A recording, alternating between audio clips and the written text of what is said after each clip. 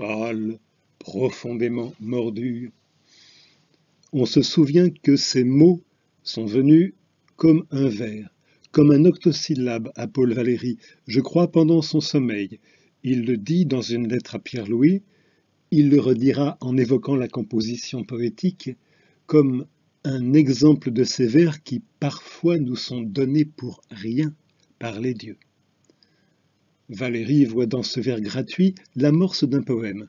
Probablement ne soupçonne-t-il pas encore la dimension que ce poème va prendre, plus de 200 vers, dont la déclamation, comme l'interprétation, demande du souffle. Ombre, angoisse, crispation. Cette prêtresse en transe pourrait fort bien incarner les états psychophysiologiques dont la création poétique demande souvent la traversée, car tous les vers sont loin d'être donnés pour rien. On se rappelle encore, par exemple, la sorte de dégoût désespéré qu'évoque Valéry à propos des journées et des nuits données à l'écriture de sa jeune Parque, sans voir avancer le poème. La Pythie haletante s'interroge, souffre et se plaint. Pourquoi m'a-t-on choisi ? Pourquoi toutes ces contraintes ? Qu'espère-t-on de moi ? Quel don croit-on que j'ai ? Quel Dieu puis-je appeler ? De quel mot, pauvre vierge de moi, puis-je bien accoucher ? La déclamation des 200 vers de la Pythie, je l'ai dit, demande du souffle. Aussi, je tente une interprétation cyclonique, c'est-à-dire qu'entre les deux pics forcenés vociférants du début du poème et de sa presque fin, je crée une zone de temps clément, j'en laisse l'œil porter calmement sur la leçon, les leçons dont ceux qui connaissent bien Valéry reconnaîtront certaines comme venant de ses cahiers, celle, la leçon sur les clairs, celle sur les cordes. J'ai eu la patience d'enregistrer la totalité du poème.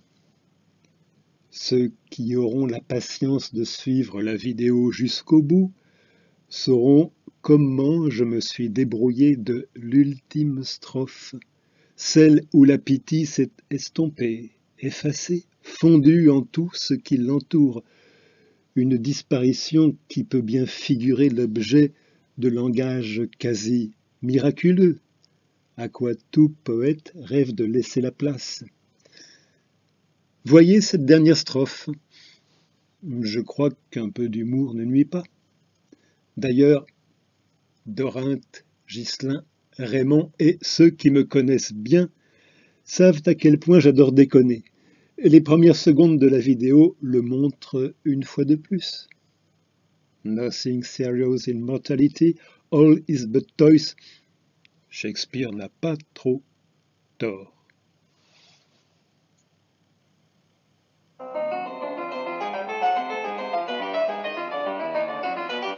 Les films du Pavillon Gracieux vous présentent Paul Valéry, La Pythie, récitant Louis Latour, son Dorinthe Chagall, filmage Ghislain Max Lenné, coaching Raymond Broudillet. La Pythie exhalant la flamme de naseaux durcis par l'encens, haletante ivre, hurle, l'âme affreuse et les flancs mugissants, pâle, profondément mordue, et la prunelle suspendue au point le plus haut de l'horreur, le regard qui manque à son masque s'arrache vivante à la vasque, à la fumée, à la fureur. Sur le mur son ombre démente, où domine un démon majeur, parmi l'odorante tourmente prodigue un fantôme nageur, de qui la transe colossale, rompant les aplombs de la salle, si la folle tarde à hennir, mime de noirs enthousiasmes, hâte les dieux, presse les spasmes, de s'achever dans l'avenir. Cette martyre en sueur froide, ses doigts sur ses doigts se crispant, vocifère entre les ruades d'un trépied qu'étrangle un serpent. Maudite, quel mot je suis. souffre. Toute ma nature est un gouffre. Hélas, entr'ouverte aux esprits, j'ai perdu mon propre mystère. Une intelligence adultère exerce un corps qu'elle a compris. Donc cruel, maître immonde, cesse vite, vite au divin ferment de feindre une vaine grossesse dans ce pur ventre sans amant. Fais finir cette horrible scène. Vois, de tout mon corps l'arc obscène tendre à se rompre pour darder, comme son trait le plus infâme, implacablement au ciel l'âme que mon sein ne peut plus garder. Qui me parle à ma place même? Quel écho me répond, tu mens? Qui m'illumine, qui blasphème, et qui de ces mots écumants dont les éclats hachent ma langue, l'a fait brandir une harangue, brisant la bave et les cheveux, que mâche et trame le désordre d'une bouche qui veut se mordre et se reprendre ses aveux? Dieu, je ne me connais de crime que d'avoir à peine vécu.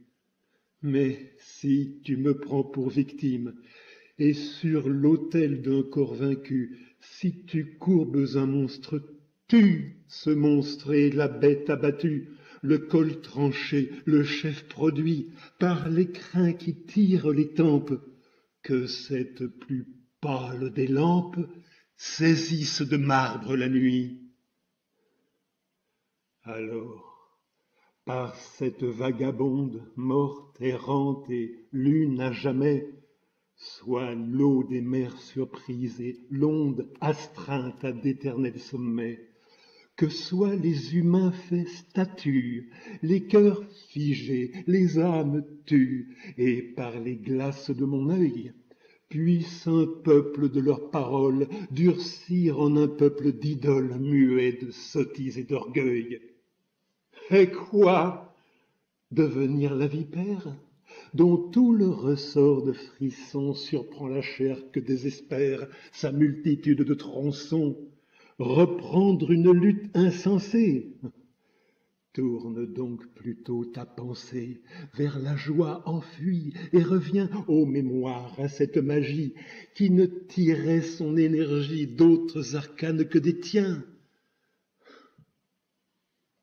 Mon cher corps, forme préférée, fraîcheur par qui ne fut jamais Aphrodite désaltérée, intacte nuit, tendre sommet, et vos partages indicibles d'une argile en île sensible, douce matière de mon sort, quelle alliance nous vécûmes, avant que le don des écumes ait fait de toi ce corps de mort.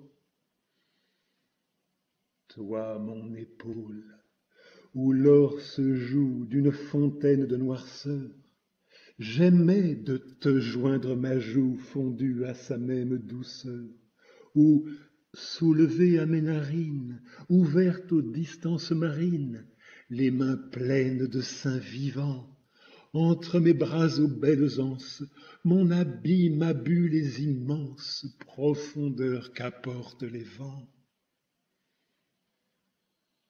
Hélas, ô rose, toute lyre contient la modulation.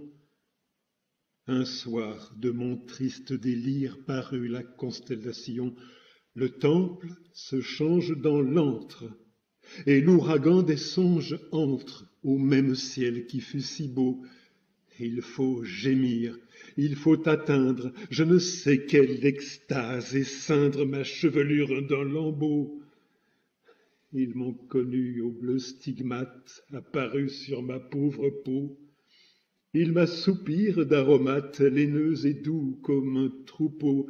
Ils ont pour vivante amulette touché ma gorge qui allait sous les ornements vipérins, étourdi, ivre d'empyreume, Il monte au murmure des neumes, rendu des honneurs souterrains.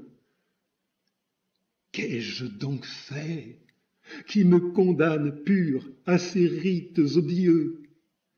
Une sombre carcasse d'âne eût bien servi de ruche aux dieux, mais une vierge consacrée, une conque neuve et nacrée, ne doit à la divinité que sacrifice et que silence, et cette intime violence que se fait la virginité. Pourquoi, puissance créatrice, auteur du mystère animal, dans cette Vierge pour matrice semer les merveilles du mal? Sont-ce les dons que tu m'accordes? Crois-tu, quand se brisent les cordes, que le son jaillisse plus beau? Ton plectre a frappé sur mon torse, mais tu ne lui laisses la force que de sonner comme un tombeau. Sois clémente, sois sans oracle, et de tes merveilleuses mains, change en caresses les miracles, retiens les présents surhumains. C'est en vain que tu communiques à nos faibles tiges d'unique comme au sillon de ta splendeur. L'eau tranquille est plus transparente que toute tempête parente d'une confuse profondeur. Va, la lumière, la divine, n'est pas l'épouvantable éclair qui nous devance et nous devine comme un songe cruel et clair. Il éclate, il va nous instruire, non, la solitude vient luire dans la plaie immense désert où nulle pas l'architecture, mais la déchirante rupture nous imprime de pur désert. N'allez donc, mains universelles, tirer de mon front orageux quelques suprêmes étincelles. Les hasards font les mêmes jeux. Le passé, l'avenir sont frères, et par leur visage contraire, une seule tête pâlie, de ne voir où qu'elle regarde qu'une même absence hagarde, dit-il plus belle que l'oubli. Noir témoin de tant de lumière, ne cherchez plus, pleurez mes yeux. Oh, pleurs dont les sources premières sont trop profondes dans les cieux, jamais plus amère demande, mais la prunelle la plus grande de ténèbres se doit nourrir, tenant notre race atterrée. La distance désespérée nous laisse le temps de mourir. Entends, mon âme, entends ces fleuves. Quelles cavernes sont ici? Est-ce mon sang? Sont-ce les neuves rumeurs des ondes sans merci? Mes secrets sonnent leurs aurores, tristes éreintempes sonores, que dites-vous de l'avenir? Frappez, frappez dans une roche, abattez l'heure la plus proche, mais deux natures vont s'unir. Oh, formidablement graville, et sur d'effrayants échelons, je sens dans l'arbre de ma vie la mort monter de mes talons, le long de ma ligne frileuse, le doigt mouillé de la fileuse trace une atroce volonté, et par sanglots grimpe la crise jusque dans ma nuque où se brise une cime de volupté. Ah! Brise les portes vivantes, fait craquer l'évincellement, épais troupeau des épouvantes hérissés d'étincelements, surgit des étables funèbres où te nourrissaient mes ténèbres de leur fabuleuse foison. Bondis de rêves trop repus, ô horde épineuse et crépue, et viens fumer dans l'or toison.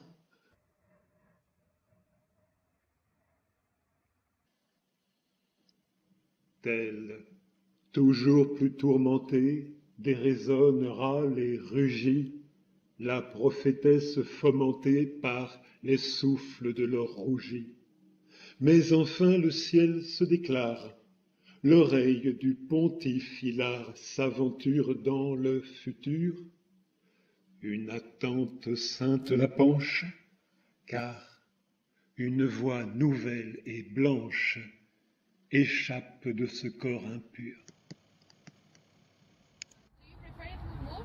No, no, no, it's okay.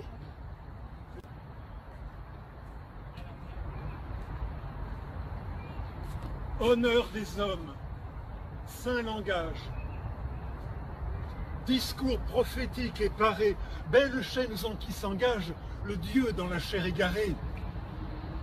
Illumination, largesse, voici parler une sagesse et sonner cette auguste voix qui se connaît quand elle sonne, n'être plus la voix de personne tant que des ondes et des bois.